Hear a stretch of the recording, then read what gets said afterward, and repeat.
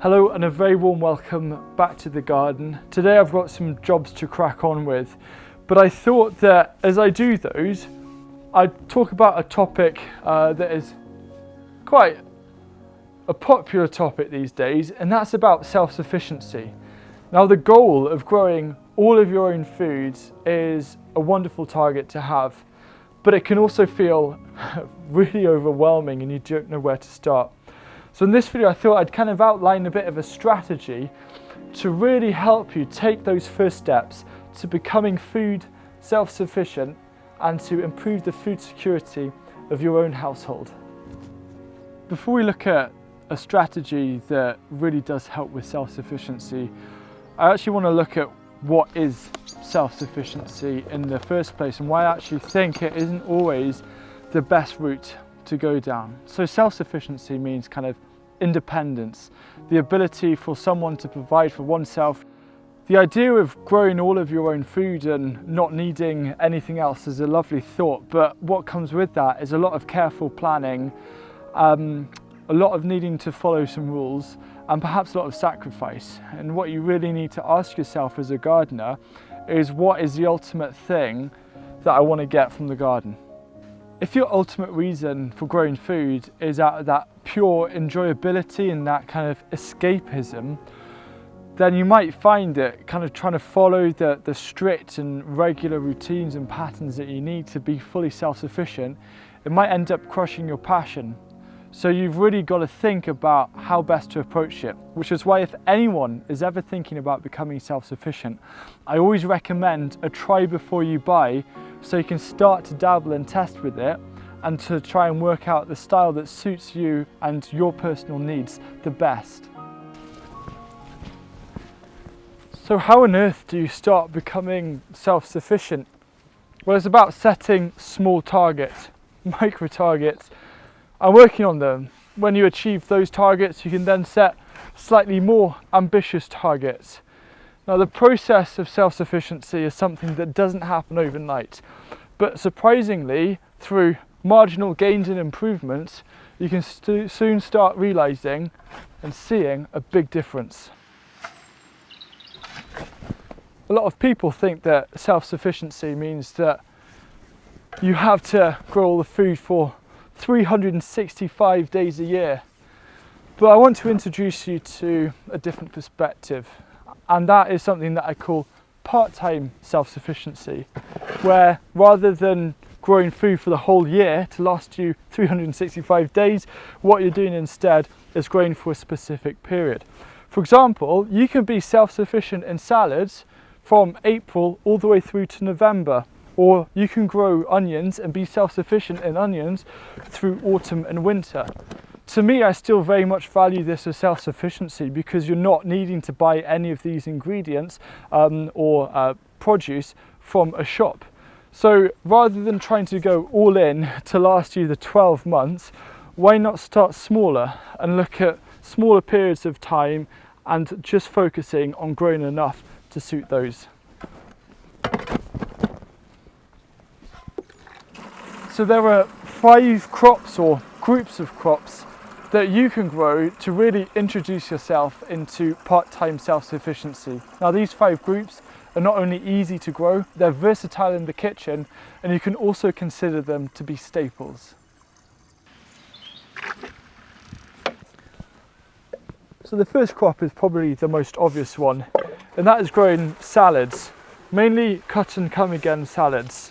So it's really easy for a couple of 2 to be totally self-sufficient in salads in a single 4x4 foot raised bed for the entirety of the growing season.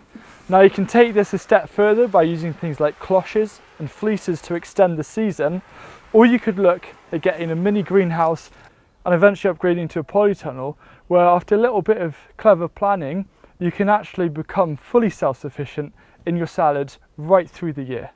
Another crop that is most definitely a staple for almost any kitchen is going to be potatoes. I've got seed potatoes here that I'm growing in larger containers, so 25 to 30 litre containers. I'll put a couple in. And the thing about potatoes is that you can plant them in containers to free up space in your raised beds, and you can start harvesting them with a bit of protection from around mid-June quite easily. And potatoes are really easy to store, so you can store them right the way through winter and enjoy lots of crops. The third crop is something I've already mentioned, and that is onions. It's really easy to grow lots of onions and they're really easy to store. So the idea of having a whole late summer and then autumn and winter of your own onions is something pretty amazing. Now you might actually be wondering, how do I know how much I need to grow of something? And that's what I'm going to come on to after I've completed these 5 groups of crops to grow. Another crop that works so well for part-time self-sufficiency is kale. Now kale, you can actually quite easily be fully self-sufficient, but if you start some kale off, say end of March all the way through April, you can start expecting to harvest leaves from mid to late June all the way through winter, and then come March, April, May, you'll then get a load of flower shoots which are going to happen next here. And the thing about kale is that there are now countless varieties to choose from, so you might not actually enjoy this kind of curly kale, so you can look at other types of kale like this one here. I have a red Russian kale, and it's a chance for you to actually try out some different varieties to see if there's perhaps ones that you like more than others. The 5th crop is the one that can perhaps make the biggest difference in your kitchen, and that's herbs. I'm not actually talking about perennial herbs. These are easy. It's almost cheating to try and be self-sufficient in rosemary because that's easy to do. But I'm talking about more of the annual herbs. So things like dill, parsley, coriander. Having a huge amount of these herbs available fresh during the growing season is such a blessing. And things like parsley are pretty hardy, so you can even be harvesting those well into winter. Now it's impossible for me to make a list outlining the amount of plants or the rows of plants that you need to grow enough food to either be self-sufficient part-time or even throughout the year.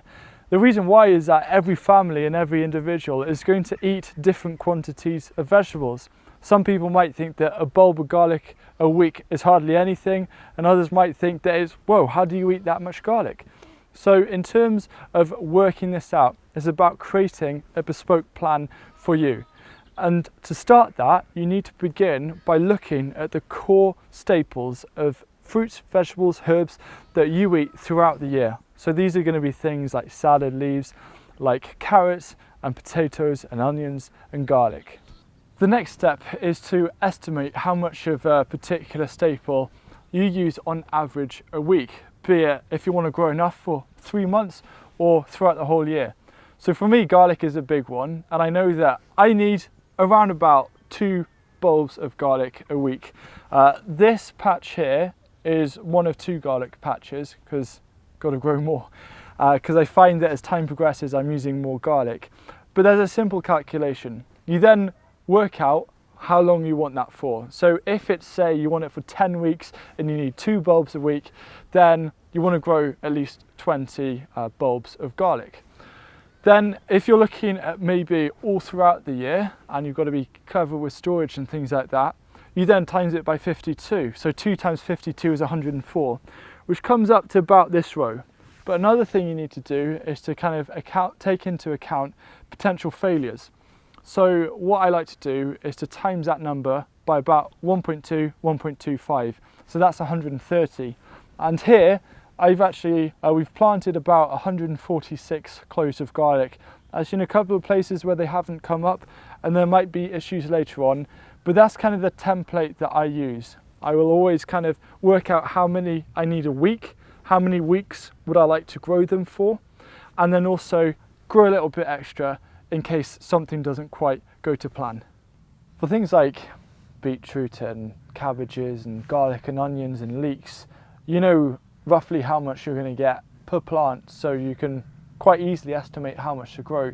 But when it comes to things more like salads, like your leafy greens, spinach, lettuce, all of that, it's going to be a bit harder to work out. And this is actually where the initial part of self-sufficiency can actually be quite exciting, because you get to test out.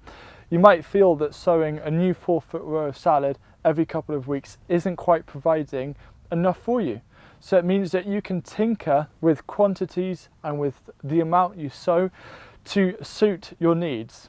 And even after a single growing season, you're going to get a much better understanding. So for example, you might have felt that you didn't quite get enough leaves from 12 kale plants. Why not grow 16 kale plants this year instead to try and give you that bit extra? Now, another thing that I highly recommend you do is to test out different varieties, because if you test out different varieties, you'll find ones which are best suited to your climate, which then means you're going to get better yields from them. Yes, it's really effective to work out roughly how much you need to grow in order to be self-sufficient in something, whether it's for months or for a whole year. But I think that the single biggest positive impact you can make to becoming that ever closer to self-sufficiency is to embrace and celebrate seasonality. So for me, I don't feel it makes much sense trying to push against the seasons and trying to really extend the crop of every single thing. Instead, I want to celebrate what comes into season at any point of the year. And I like to grow crops when crops are meant to be grown. Yes, I will have some exceptions, but on the most part, that is the way I garden. So this leek here, I just harvested it, and we've got more leeks behind me. And the fact is that we've run out of onions, but I now, because of being forced by using only what is available, I believe that that breeds creativity, and it means that we look at new ways of eating or storing particular things. So for leeks, at the end of the season, I actually chop these up, I blanch them, I freeze them, and then I use these as an alternative to onions in a lot of recipes. So that's just a little way that you can be clever. Rather than trying to have carrots for every day of the year, instead look at what is special about every single season and celebrate that. And that is the single biggest thing you can do to become more self-sufficient.